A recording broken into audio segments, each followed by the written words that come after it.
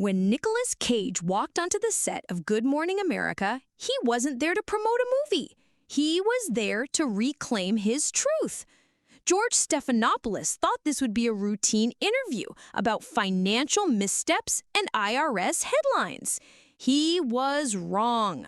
What followed was one of the most intense, unpredictable live television moments in recent memory. Cage didn't flinch. He didn't deflect. He roared. What started as a conversation about money turned into a raw confrontation about fame, failure, and the price of staying relevant in Hollywood. This wasn't just a debate. It was a man at war with his past and a journalist determined to hold him accountable. Nicolas Cage versus George Stephanopoulos. Live, unfiltered, unforgettable. Stay with us, because what happened next shook the studio, trended worldwide, and left viewers asking, how far would you go to keep your name and your soul alive? It was supposed to be a calm Tuesday morning on Good Morning America. The sun filtered through the studio windows, coffee steamed in mugs off camera, and producers were confident they had everything under control. The day's big guest, Nicolas Cage, the Hollywood legend, the Oscar winner, the man whose name had been whispered in headlines for years, not just for films, but for something far less glamorous: financial collapse, unpaid taxes, and a spending spree that made tabloids salivate. As Cage walked onto the set, dressed in a charcoal blazer with a splash of reckless defiance in his eyes, there was a strange tension in the air. His gait was calm, but calculated. This wasn't a press junket Cage. It was the version of him who had nothing to lose and maybe, just maybe, something left to prove. George Stephanopoulos stood and extended a hand. "Nicolas, good to see you. Let's talk." A handshake, a smile. The cameras rolled, but even the studio crew sensed this wasn't going to be polite morning TV. The first few minutes were smooth, nostalgic. They talked about leaving Las Vegas. They laughed about National Treasure. George teased him about the memes, and Cage played along, self-aware but cool. But it didn't take long for the shift to happen. George, professional as always, lowered his voice and leaned slightly forward. "Let's talk about the other headlines, Nick. The houses, the castles, the IRS." Cage's expression didn't change, but his eyes, they narrowed ever so slightly. "Yeah," he said. "Let's." There was a pause, the kind that swells with everything unspoken. In the 2000s, you made hundreds of millions of dollars. By 2010, you owed the IRS more than $6 million. Can you help people understand?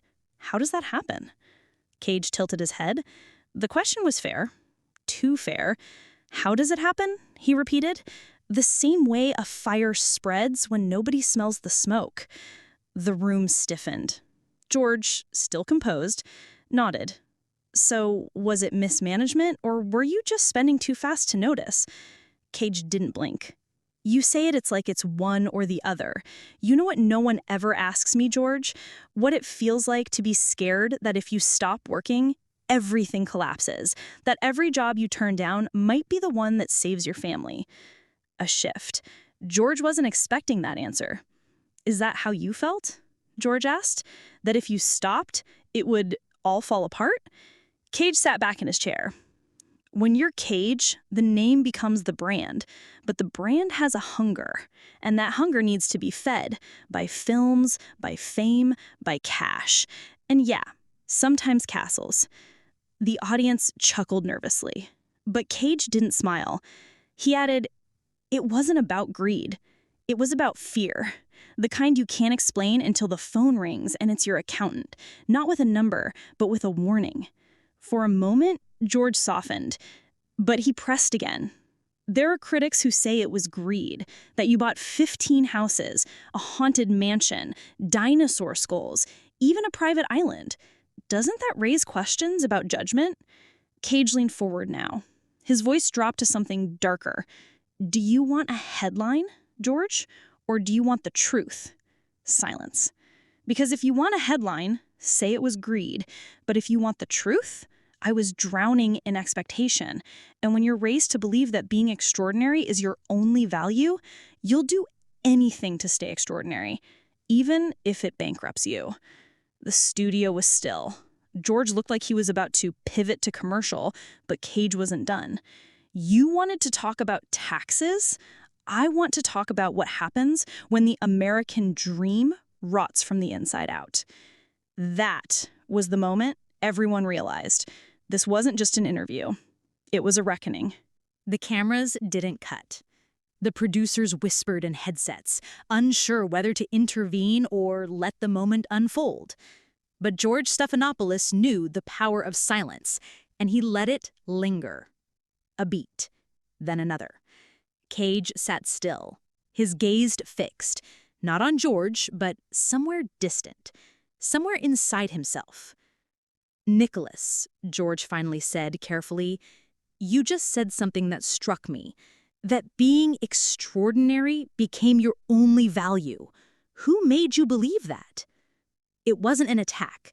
It was a wound, being pressed, but with care. Cage's lips twitched. Not quite a smirk, not quite a tremble. "Hollywood did," he said simply. "But also my family, my legacy, my name." Everyone knew who he was referring to. Francis Ford Coppola, his uncle, the man behind The Godfather, Apocalypse Now, and the towering standard that cast a long shadow. Growing up in that family, there wasn't room for average. Either you did something unforgettable or you weren't worth remembering. George leaned in. "Is that why you changed your name from Coppola to Cage?" Cage gave a hollow laugh. "Yeah, I thought I could outrun it, reinvent myself. And for a while I did. But legacy is a ghost that doesn't stay buried." Now George pushed slightly deeper. "So when the money started to disappear, when the IRS came knocking, was there shame?" Cage looked at him squarely. "Of course there was. But more than shame, there was fury. At yourself? At everything. At the industry. At the people who smiled while I was hot and vanished the moment I cooled. At the friends who watched me fall and called it entertainment. At the audience who forgot I was human." His voice cracked, not with tears, but with restrained exhaustion. George took a different approach now. Less journalist, more human. "There's a perception, Nick, that celebrities are untouchable, that no matter how bad it gets, there's always another role, another check, another comeback. Is that real?" Cage shook his head slowly. "Comebacks aren't guaranteed. They're blood sport. Every script I said yes to after 2010, it wasn't a choice. It was survival. People mocked the roles, the accents, the wigs, but they didn't see the foreclosure letters, the lawyers. The weight of knowing my failure wasn't just mine. It belonged to my kids, my ex-wives, my staff, people who relied on me." George glanced briefly at his notes, then closed the folder and placed it aside. The questions were done. Now it was just conversation. "Did you ever think of walking away?" "Every damn day." "Then why didn't you?" Cage took a breath. "Because I still believed in the work. Even when I was broke, even when I was mocked, I knew what I could do on screen mattered. And maybe that's delusion, maybe that's ego, but it's also the only thing I've ever loved that didn't leave me." That hit the room like thunder wrapped in a whisper. George, quiet now, took a moment before speaking again. "Some people say your story is a cautionary tale, that you're a warning." Cage nodded slowly. "Maybe I am, but I'd rather be a warning than a lie." Silence again. You could hear a pin drop. Somewhere off stage, a camera operator wiped his eye. "I didn't come here to be forgiven. I came here to tell the truth. Because I'm tired of people thinking I'm just a punchline. Or worse, a ghost of who I used to be." George adjusted his earpiece, then looked Cage dead in the eyes. "You've given us more than most guests ever have." Cage's mouth twitched again. This time it was closer to a smile. That's because most guests are still pretending. Off camera, the director let the segment run over. Nobody dared interrupt. It wasn't an interview anymore. It was something else entirely. A confession. A confrontation. A man crawling out from the wreckage of his name and daring the world to watch. For a moment, the studio sat in a charged, eerie quiet, the kind of silence that settles just before lightning cracks the sky. George leaned back slightly, careful now. He sensed what millions at home were beginning to feel. This wasn't going to stay safe much longer. "You mentioned survival, Nicolas," George said, his voice softer now. "But when you were at your lowest, did you feel abandoned by Hollywood?" Cage didn't answer immediately. He just stared at the floor, as if dragging his response from a place he didn't want to go. Then he looked up, his eyes burning with something that wasn't quite rage and wasn't quite grief, but sat between them like a ticking bomb. "Abandoned?" he said, almost laughing. "George, Hollywood didn't abandon me. It buried me alive." The words echoed. They didn't care about my tax problems. They didn't care that I was working 5 movies at a time to keep the lights on. They didn't care that I was losing homes, marriages, my own sense of self. They cared that I wasn't profitable anymore. He was trembling now, not dramatically, but just enough that even the cameras caught it. When you win an Oscar, they treat you like a god. But when the IRS knocks and the tabloids circle, you're not even worth a phone call. George interrupted, trying to steer him back. "But many would say you were reckless, that you bought castles, private islands, exotic animals, that this wasn't just a system failing. You made choices, Nicolas." That did it. Cage leaned forward. His voice rose, not yelling, but cutting. "Of course I made choices, stupid ones, grand ones. But you want to know why? Because when you're raised on the idea that you're either unforgettable or invisible, you start doing anything you can to stay unforgettable." He pounded his fist just once on the armrest. "People talk about my dinosaur skull or my haunted mansion like it was some circus act. But no one ever asked why I was collecting, why I was grasping. It wasn't greed, George. It was fear. I was building monuments so I wouldn't vanish." Now George was silent. "I didn't need more money. I needed to matter. And in this town, mattering comes with a price tag. And if you can't pay it, they pretend they never knew your name." The producers were panicking behind the glass. They hadn't planned for this level of vulnerability. They hadn't expected fire. But the ratings were soaring.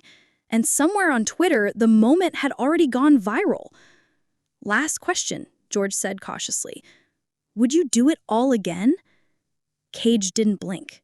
"Yes, every mistake, every dollar lost. Because in the end, at least I wasn't forgettable."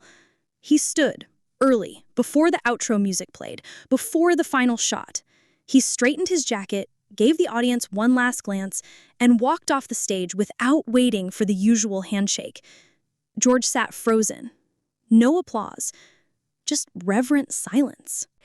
By the time Nicolas Cage walked out of the Good Morning America studio and into the warm Manhattan air, the media storm had already started. Clips of his confrontation with George Stephanopoulos flooded every corner of the internet. His words, "Hollywood buried me alive. I built monuments so I wouldn't vanish," were trending worldwide. TikTok edits, Twitter threads, Instagram reels with dramatic music overlays. And for the first time in over a decade, Nicolas Cage wasn't a meme, he was a movement. The public reaction was split, fiercely. Some called it brave, a raw, unfiltered look into the cost of fame, one headline read. Others called it narcissistic, a deflection of personal responsibility dressed up as emotional performance. But no one, absolutely no one, was ignoring it. Late-night shows played the clip on repeat. Trevor Noah called it one of the most honest moments we've seen on daytime television in years. View co-host Sunny Hostin praised Cage's vulnerability. He didn't blame, he explained. And honestly, a lot of people who come from nothing understand that fear of becoming nothing again. But Fox News had a different tone. Tucker Carlson played the segment scoffing. So now we're supposed to feel bad for a millionaire who blew his money on dinosaur bones and islands while the average American can't pay rent? The divide deepened. By mid-afternoon, even other celebrities started weighing in. Jim Carrey posted a cryptic tweet. When the lights go off and the crowd thins out, some of us are left in the dark holding a crown that no longer fits. Rose McGowan posted on Instagram, "This is what happens when you use famous therapy and the world is your therapist. It breaks you. I've lived it. He's living it." But the biggest surprise came from an unlikely voice. Francis Ford Coppola, Cage's own uncle. In a rare public statement, the legendary director said, "Nicolas was never built for the machine. He was born an artist, but the business tried to turn him into a product. I'm proud of him for surviving with his soul intact." Meanwhile, Good Morning America was in damage control. George Stephanopoulos reportedly had a tense meeting with ABC executives. "We asked tough questions. We didn't expect a therapy session," one producer leaked anonymously. But viewers disagreed. Ratings for the episode shattered previous viewership records. People weren't just watching, they were watching again. An entire generation who grew up with Cage and action flicks now saw him as something else entirely. Human, haunted, and oddly relatable. Cage, for his part, stayed quiet. No follow-up interviews, no statements. He disappeared into his apartment in the Upper West Side. Paparazzi camped outside for days, but all they got were glimpses. Cage walking his dog at dawn, a brown bag of groceries, a copy of The Art of War clutched under his arm. But then, exactly 1 week later, a post appeared on Cage's official Instagram, a black and white photo of him as a young man on the Leaving Vegas set. The caption read, "I lost money, I lost houses, but I never lost my voice. Thank you to those who heard it." That single post hit a nerve.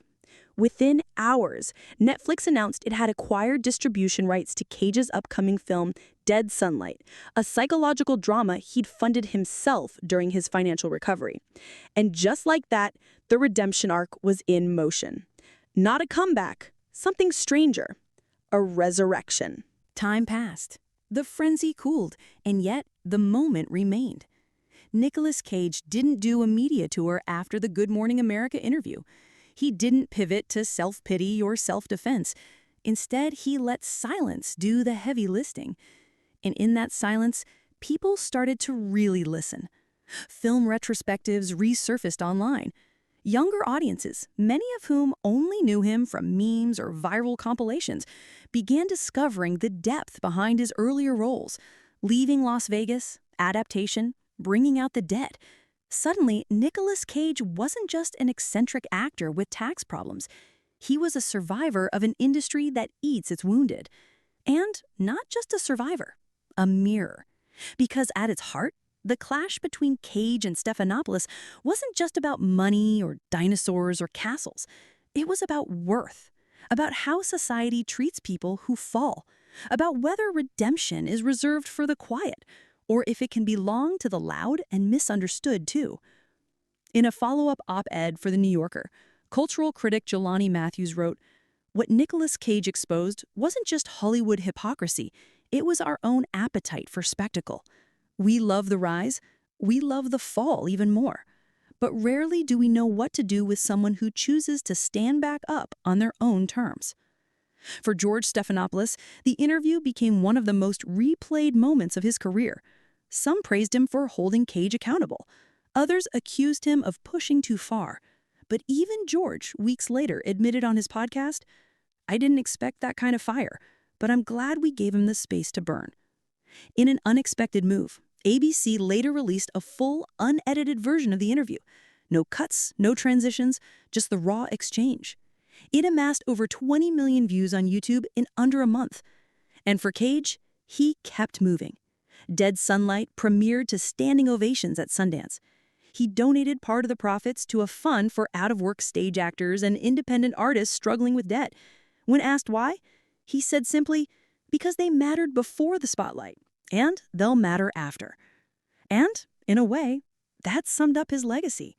Nicolas Cage didn't ask to be forgiven. He didn't ask to be praised. He asked to be understood. And whether people saw him as a flawed genius or a financial cautionary tale, they couldn't deny one thing anymore. He was never forgettable. If you liked this powerful moment, make sure to subscribe for more celebrity clashes, emotional showdowns, and unforgettable TV moments. Drop a comment below. Do second chances still matter in Hollywood?